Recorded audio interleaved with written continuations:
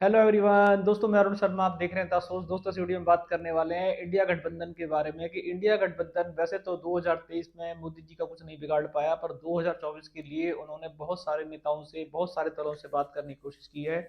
और वो इस बार अपना संगठन मजबूत करने के लिए काफ़ी दलों को आजमाइश करनी करें। दोस्तों अगर आप चैनल पहली बार जुड़ सकते हैं ताकि सारी वीडियो को समझ पाएँ। दोस्तों बात करते हैं इंडिया गठबंधन के बारे में कि इंडिया गठबंधन ने 2023 में मोदी जी के खिलाफ जितने भी जगह से इलेक्शन लड़ा उनका सूत्रा साफ हो गया। और वो ये कहते थे कि 2023 में हमने आपस में मिलकर इलेक्शन नहीं लड़ा, हमारी असली लड़ाई तो 2024 के लिए है।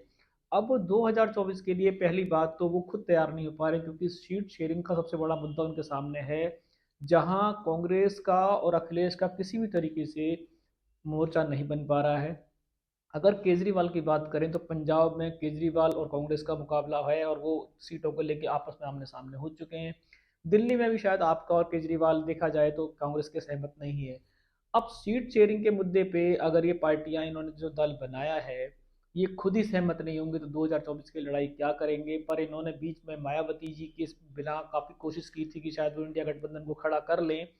पर मायावती जी को आखिर एक जोड़ तोड़ जो बता रही है या सूत्र बताते हैं कि शायद मायावती जी को इन्होंने मनाने की भरपूर कोशिश कर ली है। और वो शायद 15 जनवरी को अपने आगामी बर्थडे पे शायद वो कुछ तरीके से सहमत नजर आ रही हैं। अब ये जो अटकलें हैं इनको हम पुष्टि नहीं कर सकते।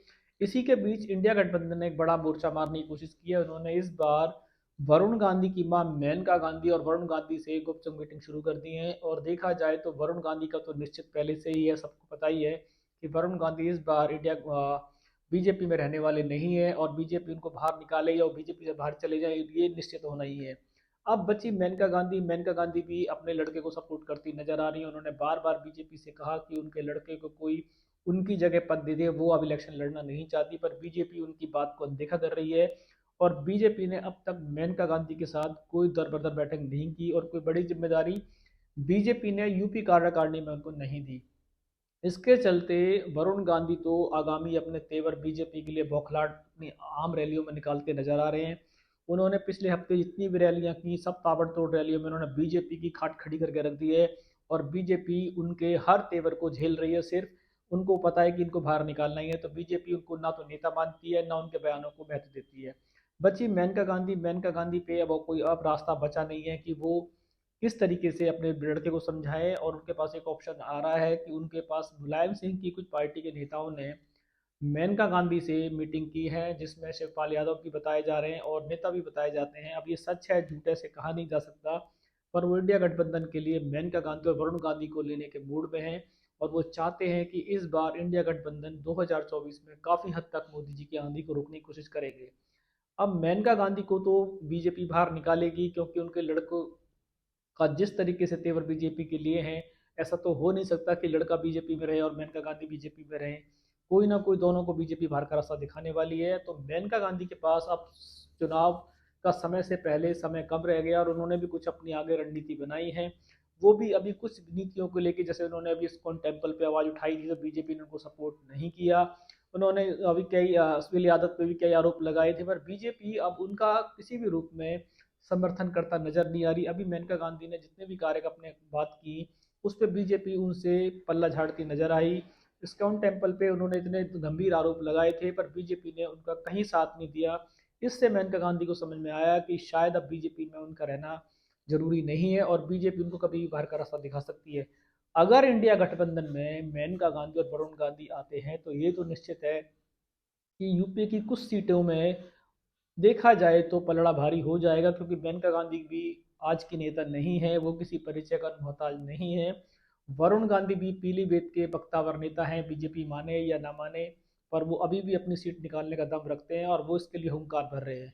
अब मेनका गांधी और वरुण गांधी अगर दो नेता भी बीजेपी के पिटारे से जाते हैं तो बीजेपी भले ही बहुत बड़ी विक्ट्री लेकर चल रही है, पर अगर विक्ट्री में कुछ भी कम होगा तो बीजेपी को फर्क जरूर पड़ेगा। इसके चलते ही इंडिया गठबंधन को भी साफ पता है कि मोदी जी की आंधी को रोकना इस बार संभव नहीं, असंभव है। पर वो फिर भी वो इतना चाहते हैं कि हार तो हो, पर इतनी करारी हार ना हो कि वो विपक्ष भी ना बैठ पाए। तो इसलिए वो अपना जोड़ तोड़ लगा के रखे हुए हैं और वो 26 दल की जगह 32 दल बनाने की कोशिश कर रहे हैं, ताकि विपक्ष में फिर भी वो दोबारा से हमला बोल सकें और मोदी जी के सामने खड़े नजर आए।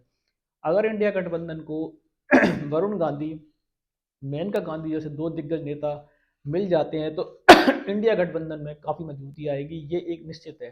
पर अब मेनका गांधी लड़के के खातिर बीजेपी के निकालने के बाद ये मौका यूज़ करेंगी, या पहले ही वो बीजेपी को अपने क्लियर पट दे देंगी, ये समय बताएगा। फिलहाल इंडिया गठबंधन की गठजोड़ जारी है और वो अपने गठबंधन के लिए जोर आजमाइश कर चुके हैं, और बहुत से नेताओं का भी उनमें शामिल होना बाकी है, जिसका वो ऐलान कुछ दिनों में कर देंगे। अभी इनका सीटों का शेयरिंग का मुद्दा है, शायद वो सुलझ सुलझ जाने के कगार पे है। अगर मायावती भी साथ हो जाती हैं तो बीजेपी के लिए ये थोड़ा सा रूट अलग हो जाएगा, क्योंकि मायावती अक्सर किंग मेकर साबित हो जाती है। बीजेपी को जब भी 10-15 सीटों की जरूरत पड़ती है तो मायावती जी की याद उनको हमेशा आती है। और मायावती इस बार शायद नीतीश कुमार या ममता बनर्जी के साथ अपना मेलजोल बनाने में राजी हैं, और वो इंडिया गठबंधन को एक तरीके से हाँ कर चुकी हैं। अब वो इस पुष्टि कब करेंगी ये समय बताएगा। फिलहाल वरुण गांधी, मेनका गांधी और ममता बनर्जी और मायावती ये इंडिया गठबंधन को जोड़ने के लिए अग्रसर हैं। अब देखते हैं कि इंडिया गठबंधन इन नेताओं से मोदी जी की आंधी को रोकने में कितना सफल होगा। दोस्तों फिलहाल हमने इस रुझान पर नजर बनाई हुई थी। इस पे कोई नया अपडेट मिलेगा तो मैं आपको समय से पहले बताऊंगा। अगर आपने चैनल को सब्सक्राइब नहीं किया, जुड़ सकते हैं, ताकि आने वाली सभी डिबेट आपको टाइम पे मिलेगी। दोस्तों मैं अरुण शर्मा मिलूंगा नई सोच के साथ, तब तक अपना ध्यान रखें।